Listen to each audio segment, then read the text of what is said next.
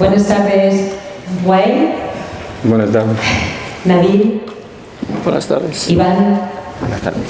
Gracias por acudir a esta conferencia, gracias por estar aquí. En un principio pensábamos que no va a haber tanta gente, pero es una alegría ver que casi se llena la sala. Mi nombre es Amparo Moral, soy integrante del colectivo Indignado de Valladolid.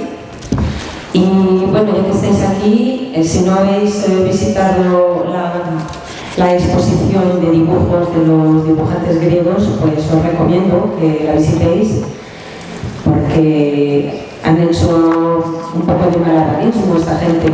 Han conseguido, a través del humor, denunciar el horror. Hoy continuamos con el programa Valladolid Derribando Fronteras.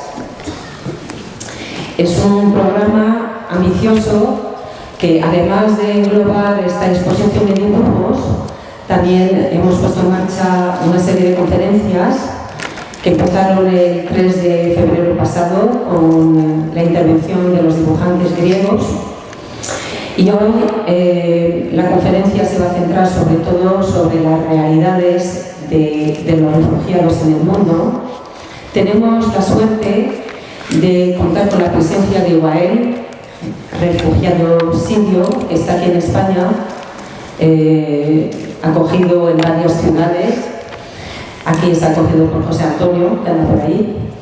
Y anoche estuvimos en una presentación de una película, Nacido en Siria, una película terrible que nos enseña la realidad de Siria a través de los ojos de 7 niños. Además de estas conferencias, tenemos, ya os decía, un objetivo muy ambicioso, que era denunciar las 5.000 muertes del Mare Mortum, el Mediterráneo. 5.000 personas murieron el año pasado y nosotros queremos denunciar esta situación haciendo una simulación el próximo 27 de mayo a las 12 de la mañana en la playa de las Moreras. Queremos simular todas estas personas que han perdido la vida en el mar, intentando llegar a la Europa Fortaleza. Y para eso os pedimos, quienes queráis, que participéis en esa performance, que hagáis como si estéis muertos, porque quizás aquí en Europa estemos un poco muertos también.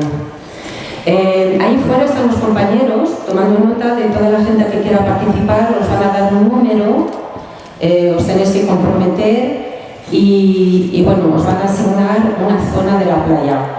Os repito, esto va a ser dentro del Teatro de Calle el próximo 27 de mayo a las 12 de la mañana en la playa de las Moreras.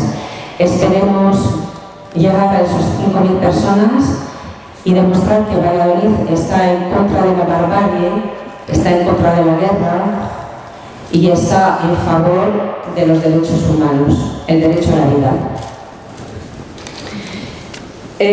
Os comento un poco el formato de la conferencia.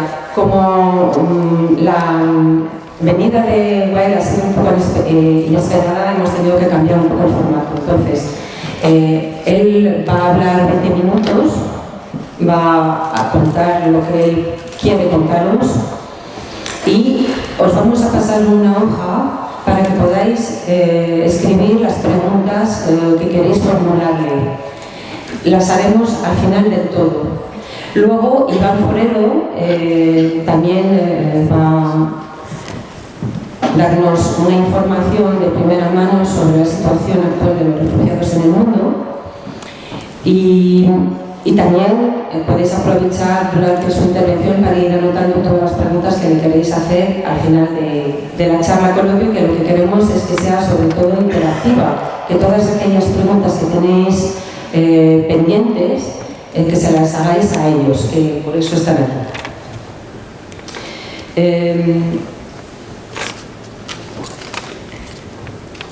Hemos estado dando, profesor Martín, unas charlas en pueblos de Valladolid, dando a conocer la situación de los refugiados, y os quería contar una pequeña anécdota.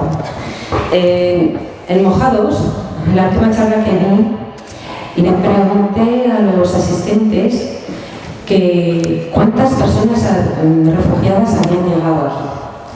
Y unos me dijeron, pues mucho. Otros me dijeron 100.000, 200.000, 500.000. Incluso hubo gente que me dijo 1 millón de personas. Claro, me quedé pensando, les dije, bueno, pues las cifras son aproximadamente 1.000 personas. ¿Cómo 1.000 personas? Me dijeron, hombre, serán muchos más. Digo, no, 1.000 personas. De las 18.000 que tenían que haber venido, solo han llegado unas 1.000 personas. Y se quedaron pensando. También estuvimos proyectando un pequeño vídeo sobre aquello que pasó un 6 de febrero en Tarajal, en una playa de Ceuta. No sé si os acordáis. 15 personas murieron en el agua intentando llegar a una playa española bajo unas pelotas de goma de la Guardia Civil. Por cierto, no ha habido ningún condenado. Aunque afortunadamente tengo entendido que se está reabriendo el caso, ¿verdad?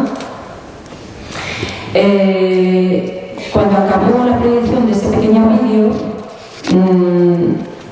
yo vi a un chaval jovencito, además llevaba la ropa de Cruz Roja, veía que se revolvía en la silla. Claro, le pregunté, ¿qué pasa? ¿Te ha emocionado, no, este vídeo? ¿Y cuál fue mi sorpresa cuando me dijo, pero bueno, es que algo hay que hacer, no pueden llegar todos, es que son inmigrantes, no tienen papeles, algo hay que hacer para impedir que entren? Esta es la realidad de este país, esta es la realidad. Entonces, queremos que los protagonistas, Wael, refugiado sirio, pero también Iván, que también es refugiado desde 1998, refugiado y exiliado de Colombia, perseguido, amenazado de muerte y que trabaja ahora en el Comité Español de Ayuda al Refugiado. Queremos conocer sus testimonios y vamos a darles paso. Primero les escuchamos y luego les preguntamos. Venga, Manu, adelante. Gracias.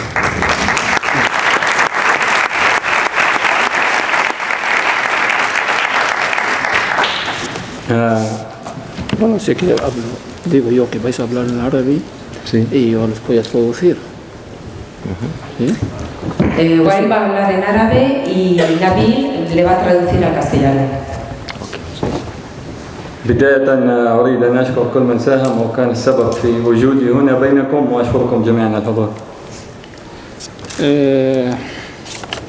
En primer lugar, quiero dar las gracias a todas las personas que han colaborado, han ayudado a que yo esté entre vosotros aquí.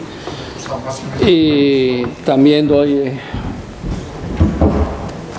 Más cerquita, sí. Sin miedo. También doy las gracias a todos los asistentes aquí.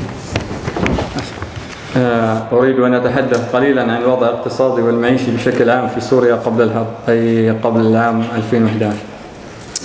Y quiero hablar o explicar, en primer lugar, cómo era la situación económica y social de Siria o de la población siria antes del comienzo de la guerra, antes del 2011. بحسب ويكيبيديا فإن الناتج المحلي لسوريا بلغ 64 مليار دولار أمريكي ونسبة البطالة كانت 8.4% من مجموع القوى العاملة. Antes de la guerra, Siria, el Producto Nacional llegó a ser... También. Acércate más al micro, sin miedo. ¿Así? A ver, sí. Bueno, pues antes de... Espera, ¿hola? Sí, sí que funciona. Así que sin miedo. Vale, venga. Pues decía que antes de la guerra, Siria, el Producto Nacional Bruto sirio llegó a ser casi 64 millares, no millones, más de millones, millares de dólares. El paro no llegó a superar el 8,4% de toda la mano de obra industrial, agrícola, etcétera, etcétera. فالزراعة وتربية الحيوان على سبيل المثال للحصر تشكل نسبة 26% من الناتج القومي. ومن الجانب الصناعي فقد كان لدينا الكثير من المدن الصناعية متخصصة في الصناعة وتعتبر حلب إحداها. Teníamos mucha industria. Siria tenía ciudades enteras industriales, entre ellas Alepo. Por cierto, es mi ciudad. Cada ciudad estaba especializada en un tipo de industria. Y teníamos casi el 42%, ¿no? Sí. Representaba la industria el 42% del Producto Nacional Bruto sirio. وأيضا هناك تجارة وخدمات من استيراد وتصدير والسياحة إلى آخره. Bueno, además del comercio, el comercio también es una cosa muy importante en Siria, sobre todo también la ciudad de Alepo es una ciudad muy comercial. También se dice que es la ciudad o la capital de la industria siria.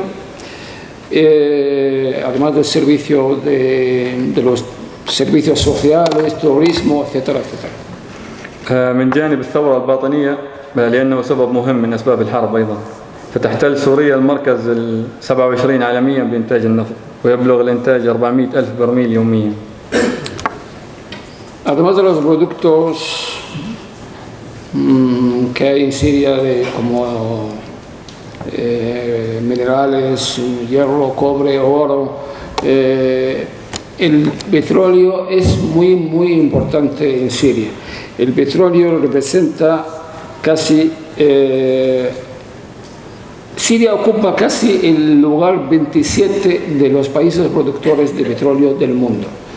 El Producto Nacional Sirio al día son 400 miles de barriles de petróleo. وهناك دراسة حديثة حول وجود النفط قبالة الشاطئ السوري في البحر المتوسط. También hay unos estudios recientes que hablan de la existencia de petróleo escondido en la costa del Mediterráneo, la costa siria del Mediterráneo. لا أريد الكلام عن الوضع السياسي أو أسباب اندلاع الحرب في 2011 ولكن أريد الحديث عن الجانب الإنساني للسوريين في وقت الحرب. Bueno, no voy a hablar de la situación política ni de la causa de la guerra o del estallido de la guerra en el año 2011. المعاناة كبيرة فالحرب ليست فقط الموت من القنابل والأسلحة الحرب عبارة عن عدم وجود حياة لا ماء لا كهرباء لا عمل لا طعام لا دراسة. Yo no quiero hablar de la causa de la guerra, pero quiero hablar de la situación humana de los sirios en medio de esta maldita guerra.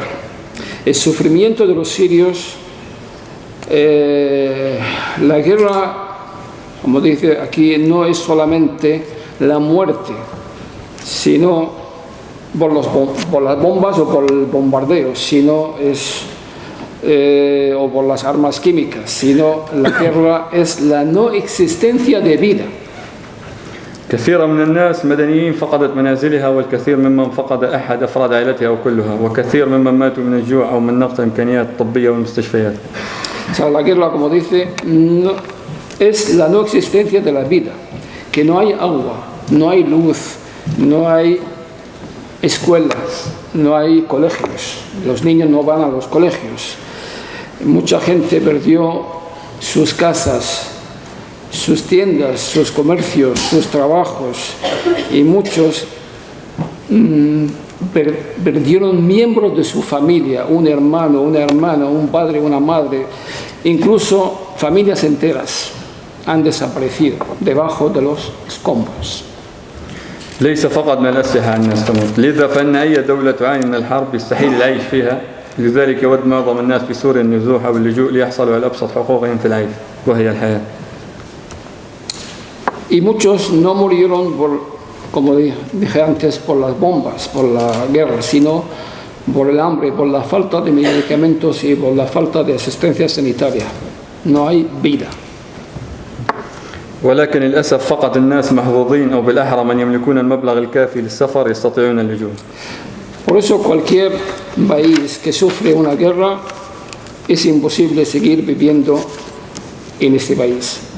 Por eso mucha gente opta por salir del país y refugiarse en otros sitios, en otros países, donde pueden tener lo básico para la vida: comida, bebida, trabajo, etcétera, etcétera. La pena es que mucha gente no puede salir y solamente los que pueden, y mucha gente salen, o para salir tienen que tener dinero para pagar a las mafias, ¿no? Sí. Eso es. لأنه إذا أردت أن تسافر مدينة أخرى داخل سوريا عليك أن تدفع مبالغ ضخمة للمافيات هناك، ثم عليك دفع مبالغ أخرى لتقطع الحدود إلى تركيا ومنها لليونان. Solamente dice que la suerte, o el que tiene dinero, o el que tiene suerte, es el que puede salir, porque para atravesar la frontera de Turquía tienes que pagar a las mafias mucho dinero, incluso para ir de una ciudad a otra. Por ejemplo, los que se van a ir a Turquía desde Homs tienen que atravesar Homs, llegar a Hama, llegar a Alepo, pues allí tienen que pagar. Por lo tanto, el que tiene dinero es el que puede salir y lo pierde todo hasta que llegue a la frontera.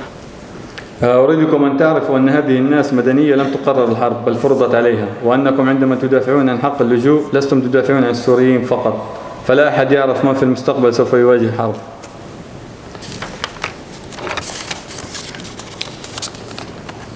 Bueno,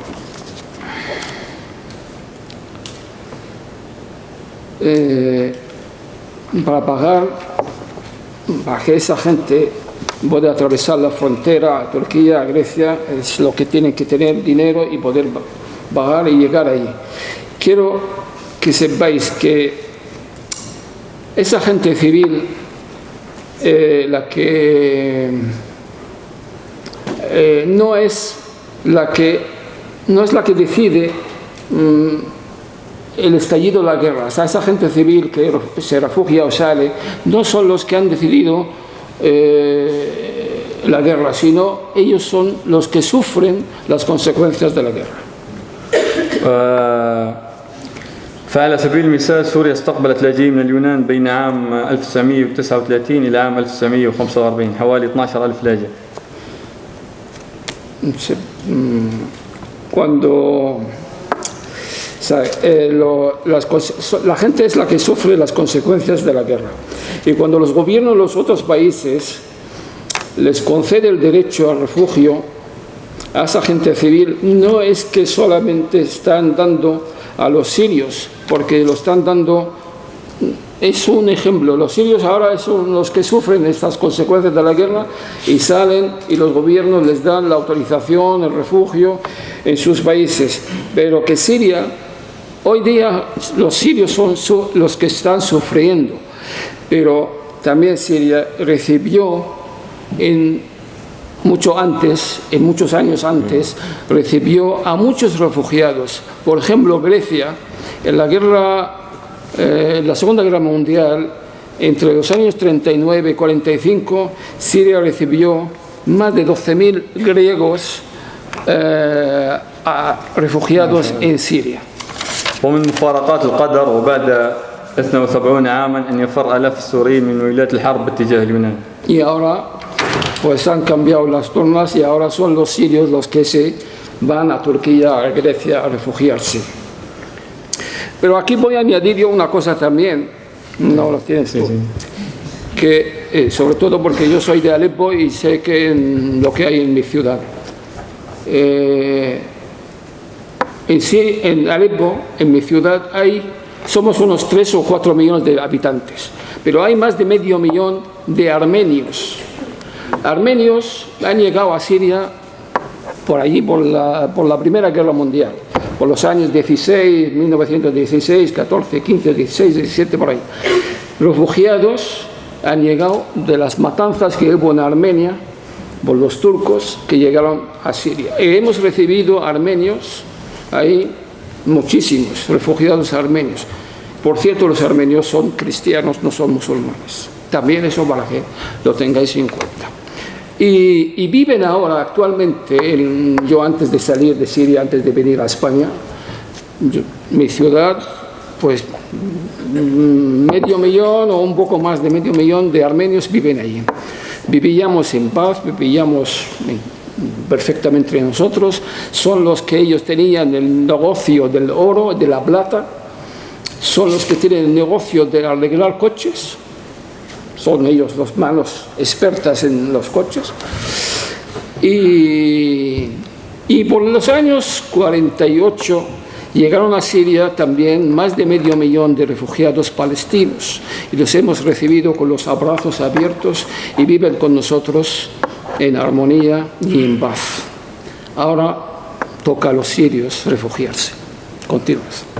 اليونان التي كانت تعد بوابة العبور إلى أوروبا إلى الدول المضيفة كألمانيا والنمسا والسويد وفرنسا وسائر الدول التي تستقبل اللاجئين. Grecia dicen que es la puerta hacia Europa.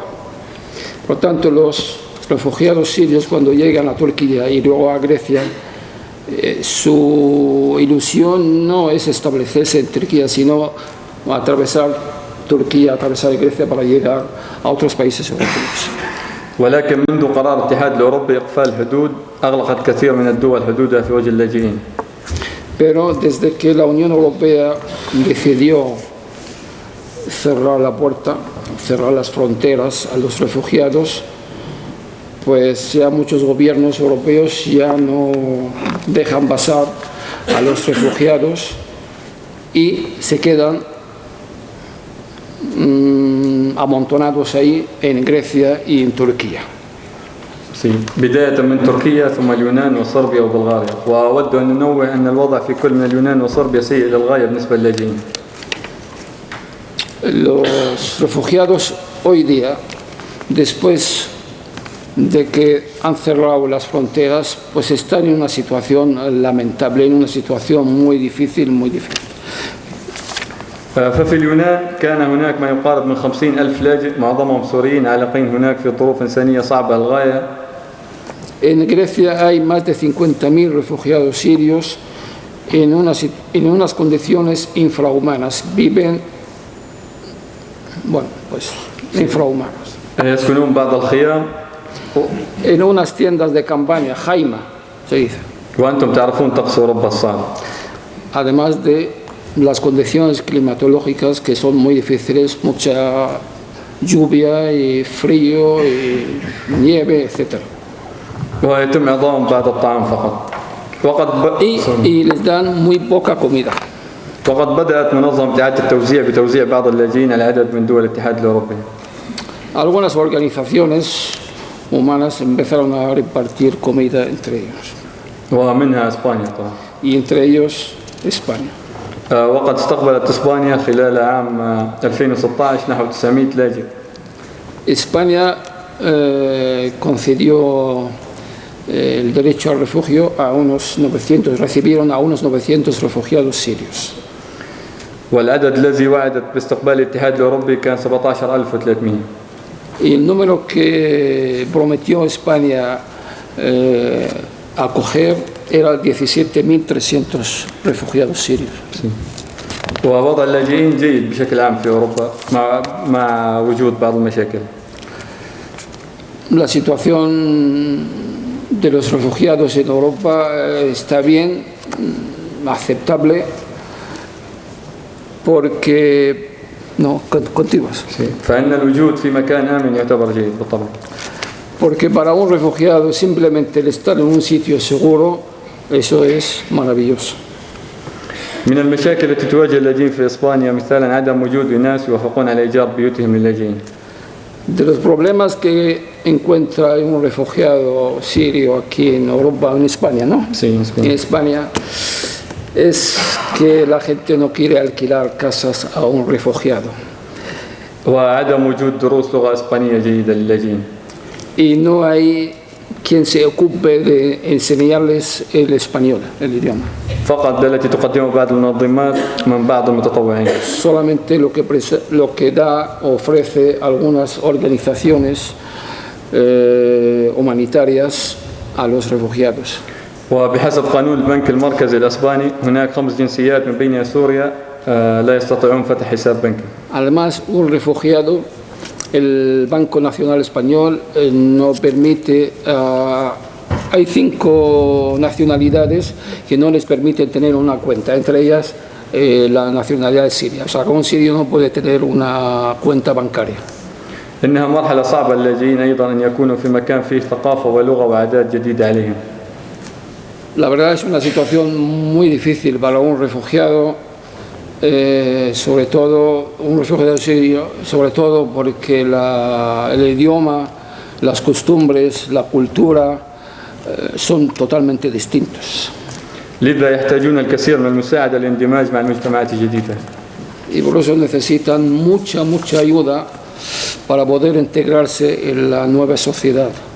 أتذكر مقال صحفي قرأته بعنوان هو في مكان آمن لكنه غير سعيد. Dice, recuerda un artículo de un periódico que lo ha leído, se titulaba El estar en sitio seguro, con esto es feliz, ¿cómo es? لكنه غير سعيد. هو في مكان آمن لكنه غير سعيد. El refugiado está en un sitio, el estar en un sitio seguro, pero no es feliz. وهذا بالضبط ما يحدث لاجئين أعتقد. Y eso es lo que le ocurre al refugiado sirio. أريد أن أشكر أسبانيا حكومة وشعبا ومنظمات ومطوعين مستقلين لكل ما قدموه ويقدموه للاجئين السوريين. Y quiero agradecer a España, gobierno y pueblo y organizaciones humanitarias y dependientes y voluntarios por todo lo que nos han dado y nos han ayudado. آخر رسالة أحب أن أوجهها بالنسبة لوضع اللاجئين. Sí, continúa. إما أوقفوا الحرب أو افتحوا الحدود. Y lo último que quiero decir a todo el mundo sobre los refugiados, o parar la guerra o abrir las fronteras. Muchas gracias.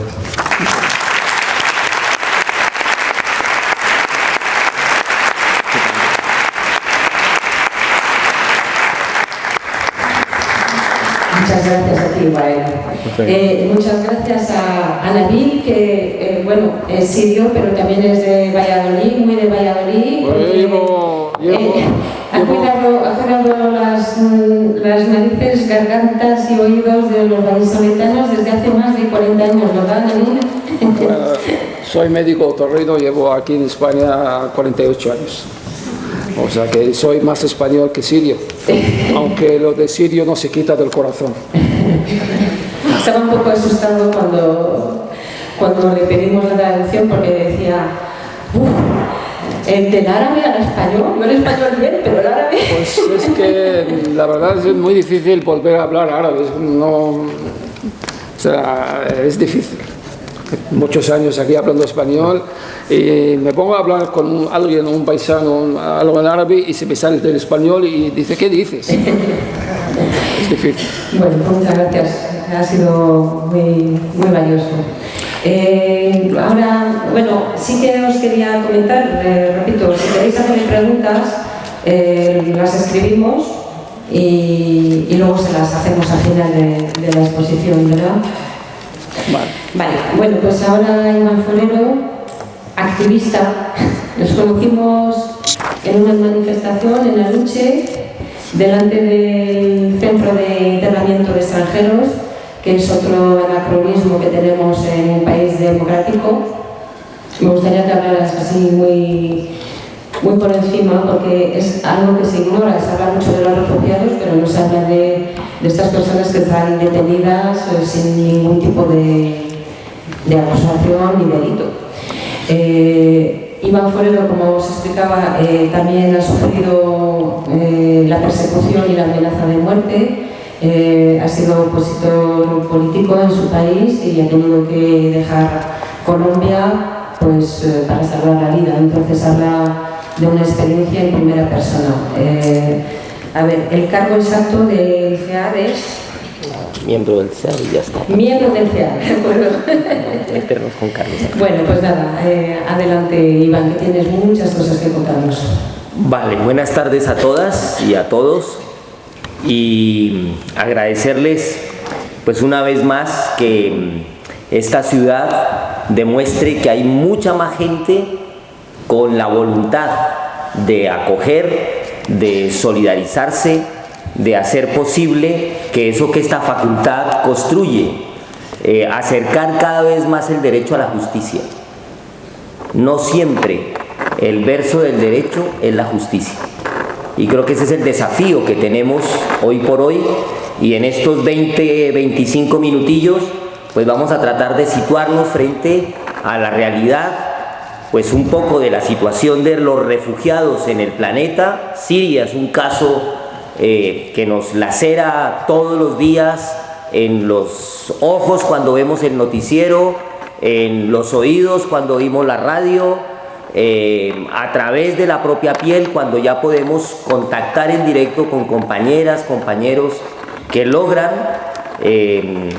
quizás muchas veces sintiéndose privilegiados y a veces culpables. Los refugiados arrastramos un sentimiento de derrota personal muy profundo. Y mucho más si has estado vinculado a dinámicas sociales, políticas de transformación, porque lo que el exilio significa, lo que el refugio significa, es que ya el proyecto alternativo no se ha podido construir. Y es un poco pues lo que está de fondo también de estas cosas. Yo quería, antes de empezar, a lanzar algunas ideas gruesas de lo que significa hoy lo que llamaríamos la crisis del derecho de protección internacional o la declaración de defunción por parte de los países, particularmente tanto en Europa como de los Estados Unidos, que han declarado la defunción del derecho de protección internacional, cargándose una de las figuras más importantes que salieron fruto precisamente de ese shock que vivió la humanidad tras la Segunda Guerra Mundial. Y tras de ello pues quedaron muchas personas, cientos de miles de personas en Europa, que, como bien recordaban aquí, los que no alcanzaron a irse a Siria, en el caso de los griegos, muchos otros tuvieron que cambiar de país y después, con un temor muy grande, nunca pudieron retornar a su país de origen. Y quedó una masa de personas sin ciudadanía, sin derechos, sin posibilidades de reconstruir su proyecto. Y es en ese contexto en el que afortunadamente hubo juristas, organizaciones de la sociedad civil y estados en una disposición de poder proteger a estas personas. Y de ahí salió la llamada Convención de Ginebra de 1951, que es la primera que ampara ese derecho de reconocer que estas personas que tenían ese fundado temor de no poder retornar a su país de origen, pues pudieran ser acogidos en una protección especial que les asemeje a cualquier otro ciudadano del país donde están residiendo, donde se les, digamos, finalmente piden esa protección internacional, y el Estado correspondiente, a nombre de Naciones Unidas, le otorga esa garantía de una estabilidad jurídica para poder rehacer su proyecto de vida. Pero antes de eso, nosotros en la Comisión Española de Ayuda al Refugiado hemos hecho un pequeño vídeo muy cortito como para sensibilizar frente a esta particular situación, esta coyuntura que estamos viviendo, de que ha convertido el Mediterráneo pues realmente en una fosa terrible. Vamos a ver el pequeño vídeo y luego comenzamos ya a hablar un poquito más.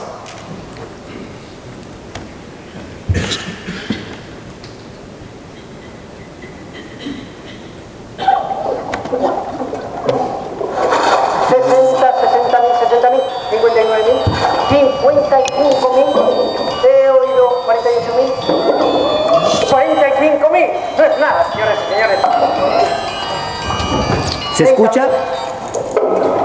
29, 28, 25.000, 24.000, 20, 20.000, 20.000 a la 1, a las 2 y a las 3. Adjudicado al Estado miembro en 20.000 personas. Felicidades, felicidades. Es un lote de cuota extraordinario, compuesto por 10 machos, 9 hembras, varios niños y todos en perfecto estado de salud.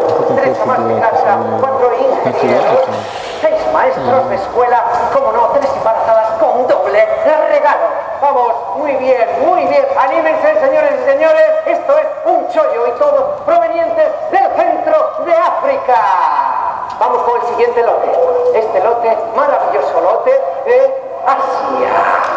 20.000. ¿Han oído 20.000? 20.000. Vamos, señores. 20.000 a mi derecha. Anímense, señores y señores. Abren sus puertas. 20.000 personas. 20.000. 18.000 personas, 18.000 personas, no es nada. Sí, muy bien, 18.000 personas. 17.000 por aquí por mi derecha, 15.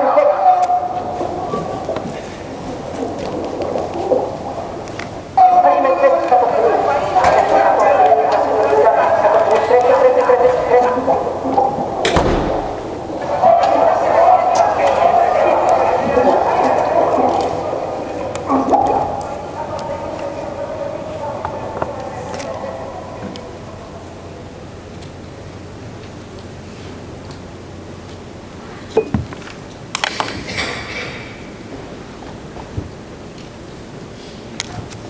Bien, a ver si logramos.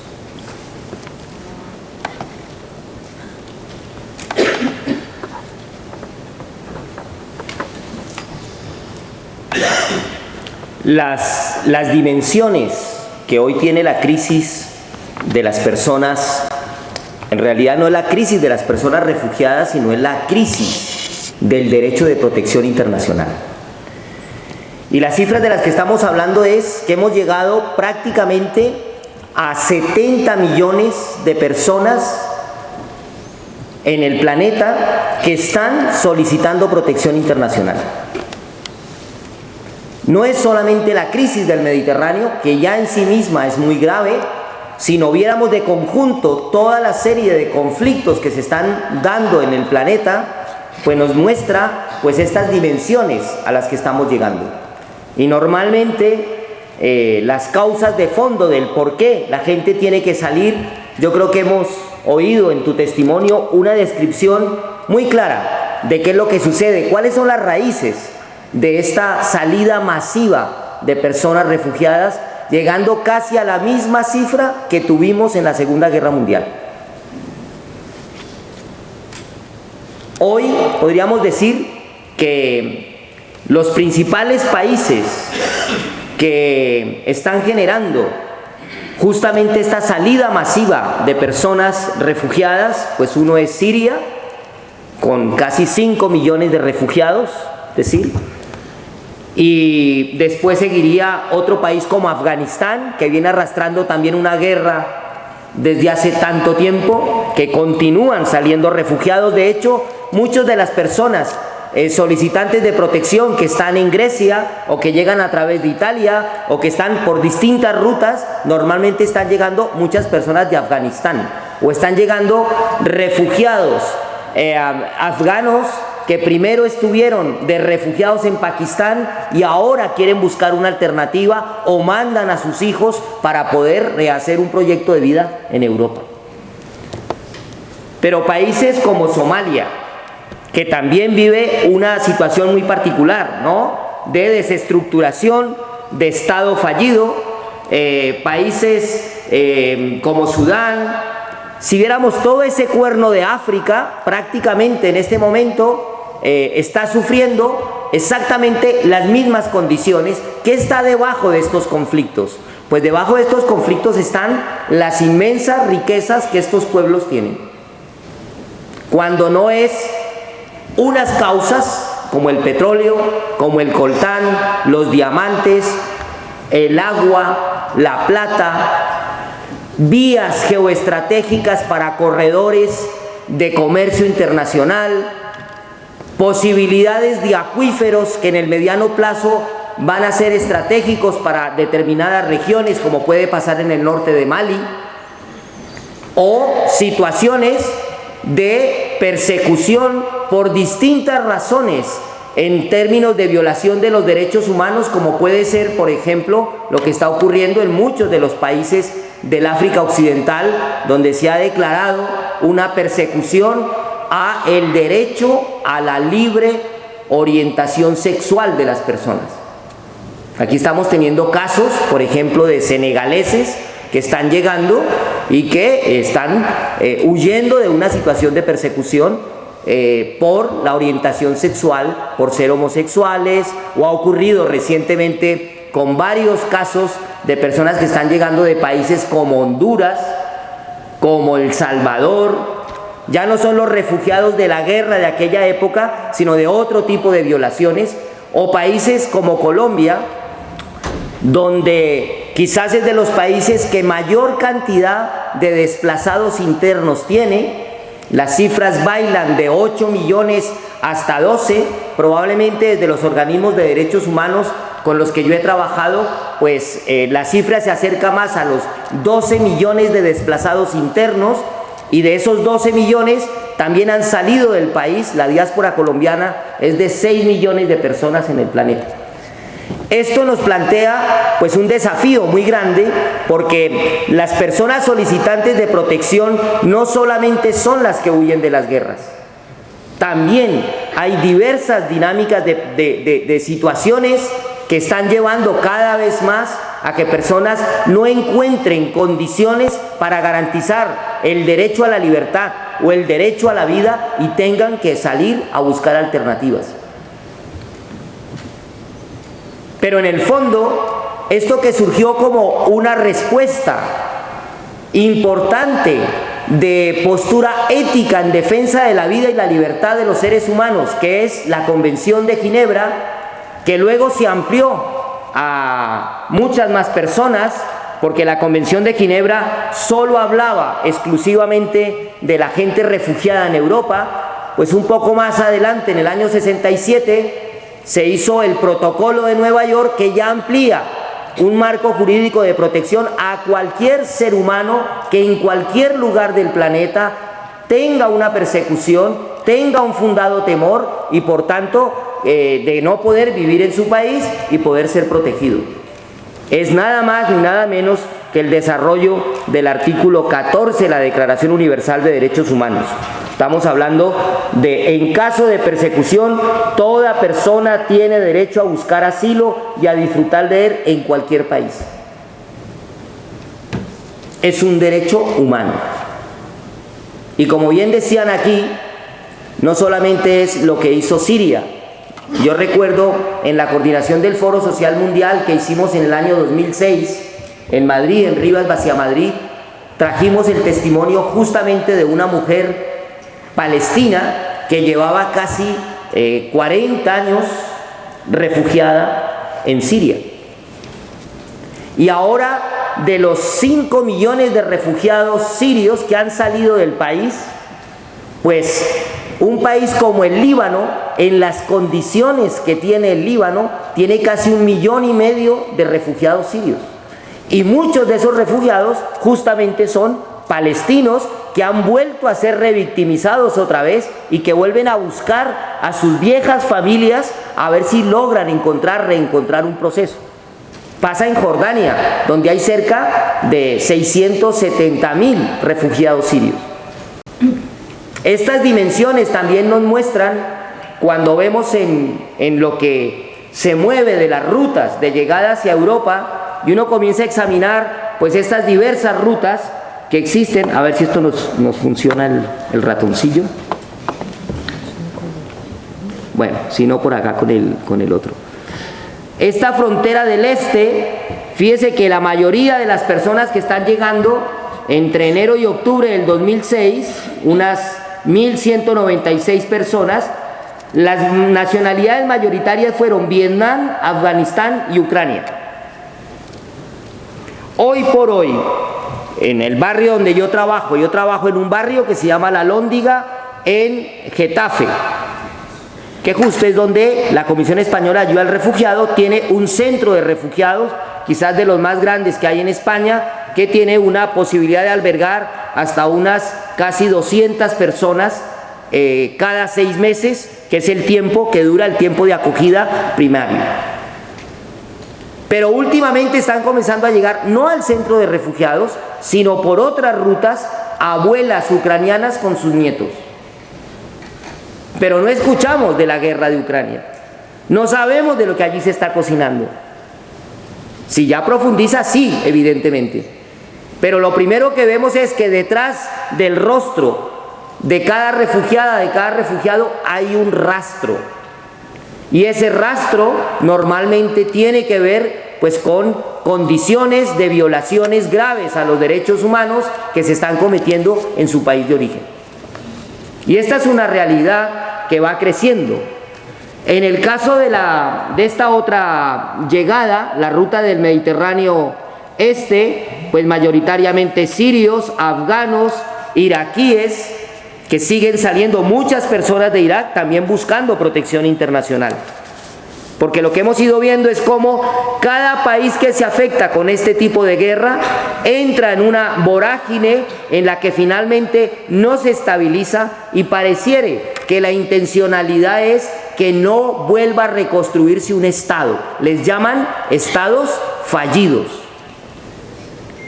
Y cada vez vamos acumulando más estados fallidos. Y en esos estados fallidos, ¿quién gobierna? ¿Quién decide? ¿Quién define? Esencialmente las políticas de interés de los grandes conglomerados económicos, las transnacionales, que son las que van poniendo ritmo a cada inversión y van garantizando los niveles de desplazamiento de población que requieren, de mano de obra que ya no les sirve, o la que van a incorporar para finalmente generar una dinámica realmente terrible, donde las personas terminan convertidas en mercancías. Si cogemos la ruta de, por ejemplo, la de Apulia y Calabria, en el caso de Italia, pues la mayoría de las personas que han ido llegando por esta ruta previamente a través de Lampedusa, recordemos, pues tiene que ver con lo que por mucho tiempo se dio en el caso de Libia, de crear un cordón sanitario para evitar que las personas que venían pidiendo protección internacional del centro de África, de los conflictos desatados también por este mismo tipo de procesos de inversiones transnacionalizadas, o por procesos que se han ido dando y podíamos ir acumulando conflictos uno y otro similares. A veces hablamos de los tres cocos, por ejemplo, Congo, Colombia, coltán, y podríamos medir las dimensiones que tienen desplazamientos forzados y en expulsión de población cada uno de estos cocos. En el caso de Libia, recordemos que cuando estalla todo el conflicto, estaban casi 250.000 personas con estatuto de refugiado de Naciones Unidas protegidas en el territorio libio, justamente para que no llegasen a Europa. Y allá había pues muchísimas personas somalíes, eritreos, sudaneses, que en el momento en que estalla son víctimas nuevamente de la situación, tienen que huir hacia Túnez, en Túnez no se les da protección y finalmente no les queda otra alternativa que tirarse al mar y entrar en esta lógica tan terrible de llegar a Lampedusa. ¿Recuerdan aquellas imágenes de casi 25.000 personas en un puerto de una pequeña isla de 5.000 habitantes? Pero las personas que llegaron ahí no se quedaron. La respuesta que dio Berlusconi ante las protestas del pueblo lampedusano fueron inmediatas. Fue recoger las personas, meterla en barcos. Eso sí, ¿a dónde las entregaron? Unas las entregó a la mafia calabresa, a la Nangreta, que es la mafia que maneja todo el negocio de la heroína en Europa. Y la otra parte se la entregó a la mafia napolitana, a la camorra napolitana, para los cultivos de tomate. Entonces ya no solamente es el desastre de lo que significa la inviabilidad de reconstruir los estados, de parar esta dinámica para poder restablecer el proyecto de vida original. ¿Cuándo termina la vida de los refugiados? Y podríamos decir, dentro de esta magnitud del mundo del refugio, también tenemos realidades específicas como la Palestina, por ejemplo, donde hay gente que lleva tantos años, prácticamente los primeros refugiados, que comienzan a salir desde los años 30, después en los años 40, y ha sido un permanente acumulado a medida que va avanzando pues la construcción no solo del muro, sino de la ocupación sistemática que Israel va haciendo de los territorios palestinos. Esta dinámica, podríamos decir, pues ha traído 2 o 3 consecuencias a medida que se fue modificando las legislaciones internacionales. Porque a medida que se fue cambiando la Convención de Ginebra, que dice claramente que una persona puede solicitar protección internacional desde el propio país de origen. En las dictaduras del cono sur latinoamericano, en el caso de Chile, la Embajada de Suecia abría las puertas en Santiago para que personas perseguidas pudieran entrar en la embajada y desde ese mismo momento tenían protección. Y por tanto podían salir del país con garantías. Pero una de las modificaciones legislativas que se ha hecho en el marco de las políticas de asilo, refugio y migración de la Unión Europea, y particularmente las modificaciones a la ley de asilo en España, llevaron justamente a que solamente se puede pedir protección internacional en frontera. ¿Y cuál es la principal frontera en el Reino de España para pedir protección? Barajas. La mayoría de refugiadas y refugiados que llegan a pedir protección internacional en España llegan por Barajas, no por el sur. Y este es un problema grave, porque lo que hace es que si las personas ya no pueden salir inmediatamente a pedir protección desde su país de origen, se ven sometidos a este terrible tránsito en el que se convierte en un camino de muerte, a veces más indignificante, mucho más oprobioso y en peores condiciones de perder la vida que mantenerse en la guerra, que mantenerse en el país, que mantenerse en el conflicto. Entonces me parece que comenzamos a ver claves mucho más profundas de lo que está significando una serie de acuerdos que han hecho que al final, hoy por hoy, la vida humana se haya convertido en una mercancía. Pero es aún más grave cuando estas realidades del conflicto, de las guerras, de las persecuciones, se mezcla con las personas que en esa búsqueda de una alternativa de vida, que al no tener condiciones materiales para conseguir trabajo, para poder sobrevivir, pues no les queda otra alternativa que emigrar a buscar alternativas. Y entonces se hacen flujos mixtos, que es lo que está pasando. En una patera, pues muchas veces las personas que llegan, y estoy pensando en muchísimos de los flujos que se dieron, de la gente que huía. Antes el Sahel ha tenido siempre una libre circulación de personas. Hay un tratado de Cotonú desde 1984 que permitía la libre circulación de las personas por todo el Sahel. Pero a medida que fue apretando las políticas de la Unión Europea, pues fueron condicionando y haciendo tratados bilaterales para ir impidiendo que la gente migrara. Pero no es solamente al que migra, sino también a los que están solicitando protección internacional. Y esto es importante tenerlo claro.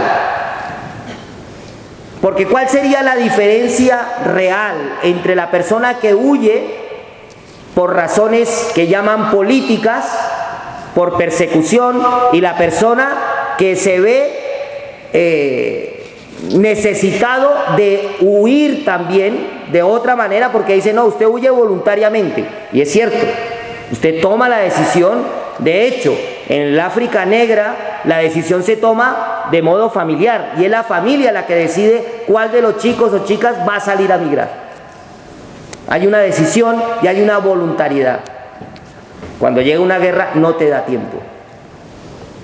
O cuando en mi caso, como defensor de derechos humanos, que me dedicaba a una investigación sobre los crímenes del Estado colombiano en los últimos 40 años, pues cuando llegaron los militares a nuestras oficinas para querer impedir que el proyecto se desarrollara y la continuación después de amenazas, de persecución, hasta que finalmente te hacen la vida imposible, pues al final ya dices, aquí ya no queda otra. Y afortunadamente hay entidades como Amnistía Internacional y muchas otras que tienen programas de protección que favorecen que estas personas podamos salvar la vida temporalmente y por lo menos pensar en rehacer el proyecto de vida.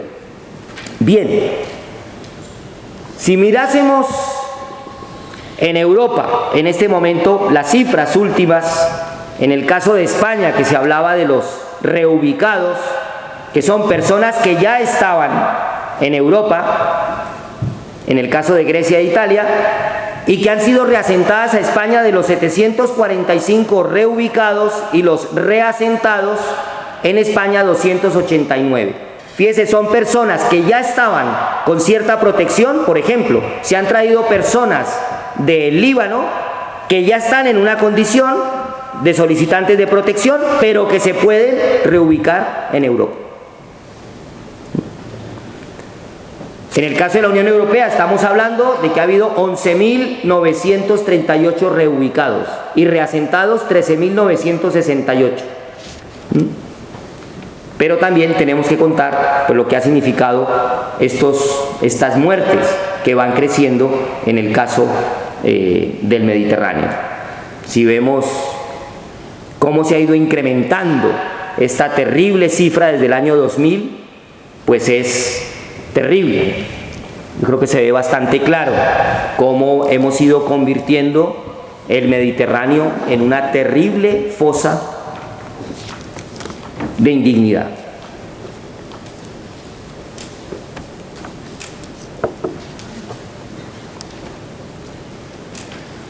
Yo quería referirme también, o por lo menos dar una clave de qué pasa con el proceso de las personas que vienen a pedir protección internacional.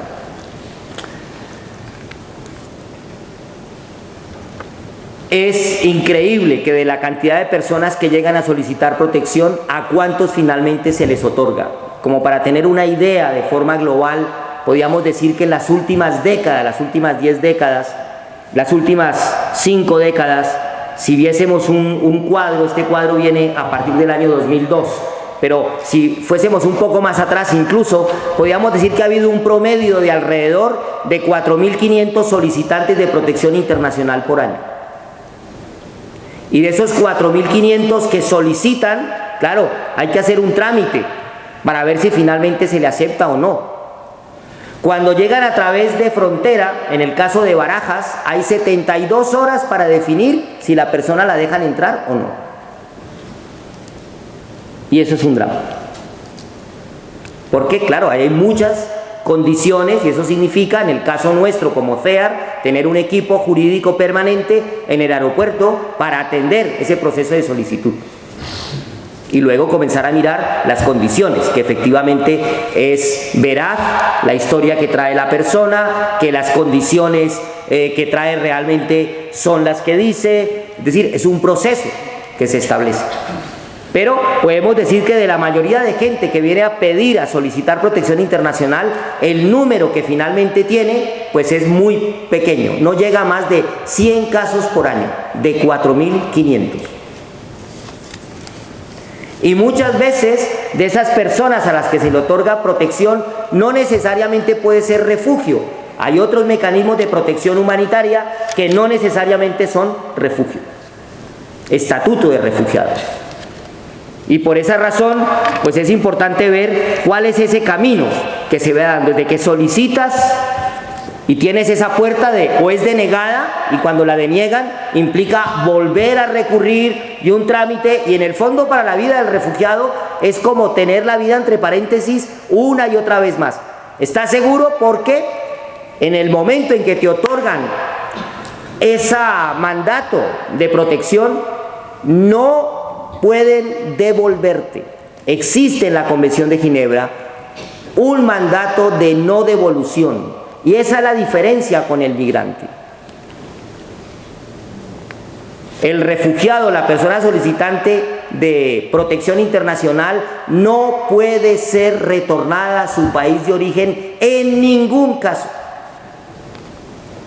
Y cada vez que se han dado situaciones, y en Ceuta y Melilla las tenemos de manera a veces reiteradas, pues son graves violaciones al derecho internacional de protección.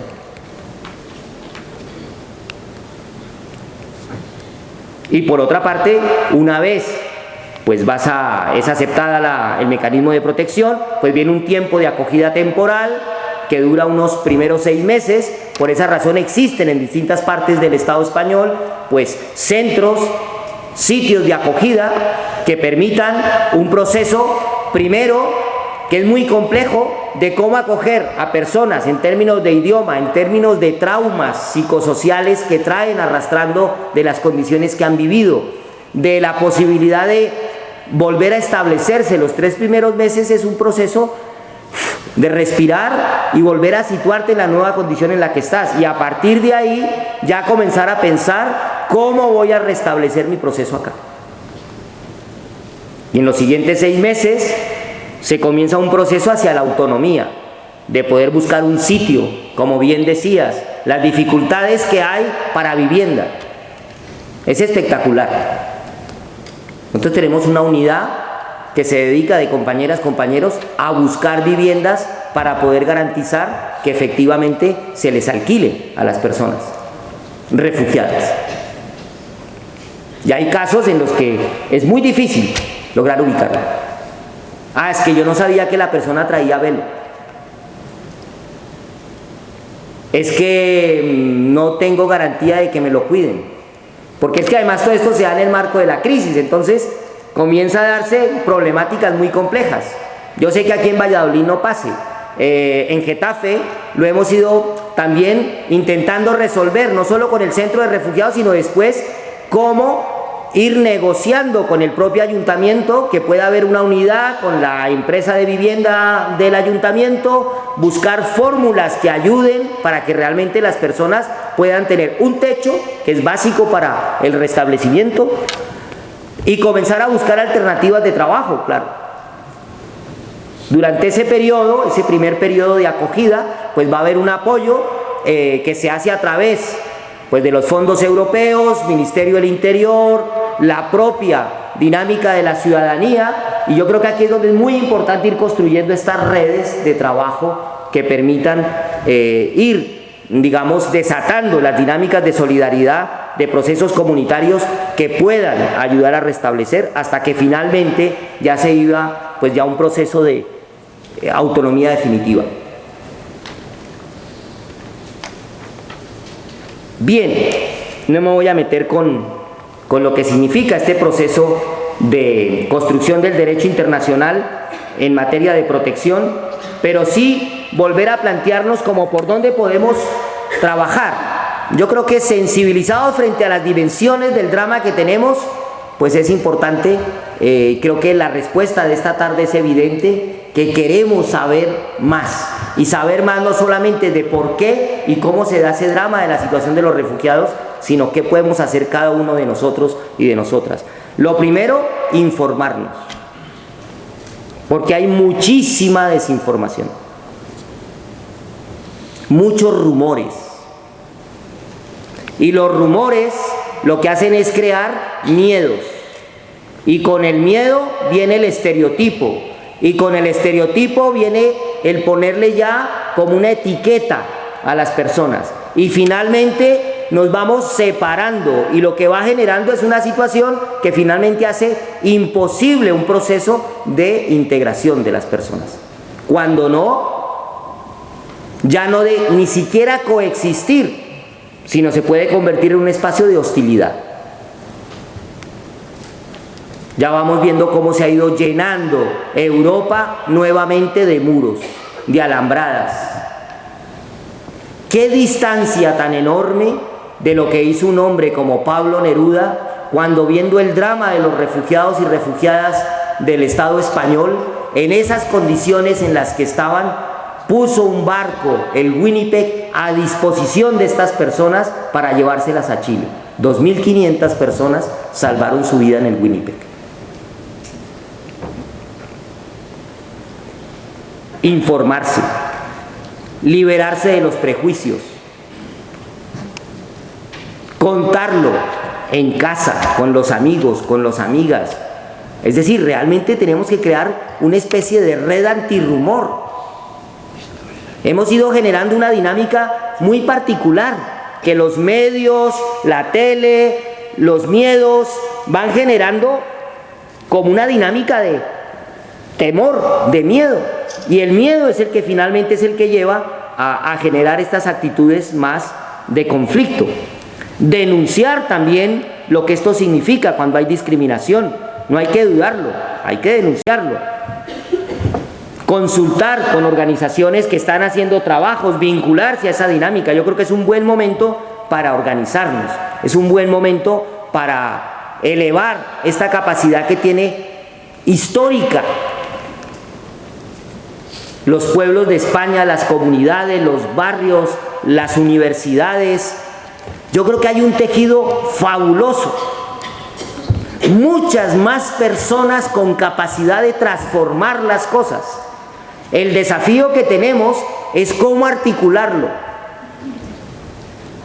cómo generar una dinámica. Miren, la cantidad de refugiados que han llegado a Europa, o los que han logrado llegar a Estados Unidos o a Canadá, es infinitamente muy pequeña respecto al volumen realmente de los refugiados. Y uno dice, bueno, ¿cómo hacen países como el Líbano, como Jordania, muchas comunidades, incluso en el caso de Turquía, porque Turquía es un país enorme, con un montón de conflictos dentro, con una realidad mucho más compleja y que va a tender a complejizarse mucho más? Todas sabemos de planes que hay estratégicos para sacar mucha más cantidad de población, por ejemplo, kurda refugiada en Alemania, que piensan volverlos a un nuevo territorio, probablemente un nuevo Kurdistán, y ahí hay una serie de proyectos muy preocupantes de lo que va a significar romper un pedazo de Turquía, un pedazo de Irak, un pedazo de Irán y de Siria, para poder restablecer un nuevo proyecto que tiene muchísimos visos semejantes, parecidos a lo que se ha vivido con el caso de Israel. Y yo creo que tenemos que, como ciudadanas, como ciudadanos, informarnos y a partir de ahí organizarnos. Desde luego que tras la causa, en un caso concreto como el de Siria, de mantener las guerras, de alimentar las guerras, evidentemente que la guerra ya es el último camino. Sería terrible que volviésemos en Europa a seguir dejándonos entrar en esa batahola en la que estamos viviendo. Tenemos una espiral muy peligrosa. Y yo creo que el derecho de protección internacional es digno de defenderse. Y el derecho de protección internacional está amenazado. Y las únicas y únicos que podemos defenderlo somos los ciudadanos y ciudadanas, incluyendo a los propios refugiados. Desde Estados Unidos no nos vienen noticias muy halagüeñas. Y ya vemos que incluso importantes transnacionales han salido a decir: yo contrato 10.000 refugiados y ya está. Y aquí tenemos noticias hasta que el Hogar Social de Madrid ha ido a hacer boicot en esos establecimientos por contratar, son transnacionales, por contratar personas refugiadas.